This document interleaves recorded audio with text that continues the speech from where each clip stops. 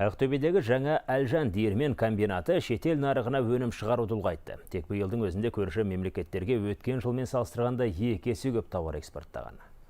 Мұндай мүмкіндік Сауда және интеграция министрлігі мен Бәйтерек холдингі және Қазақ экспорттық сақтандыру компаниясының көмек арқасында іске асты. Кәсіпорында өндіріс көлемінің артуына байланысты келер жылы тағы бірнеше цех іске қосылады.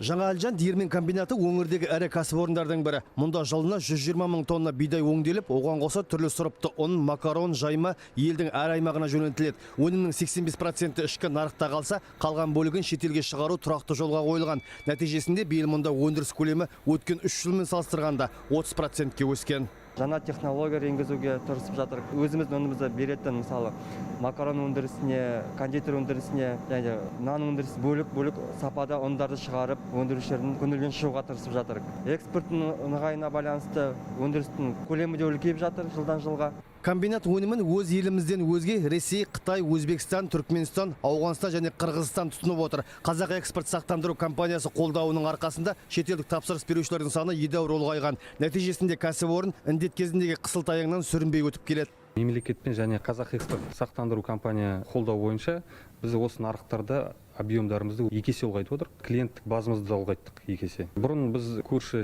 мемлекеттерінде біз мысалы клиенттік базамыз 3 клиенттен аспады.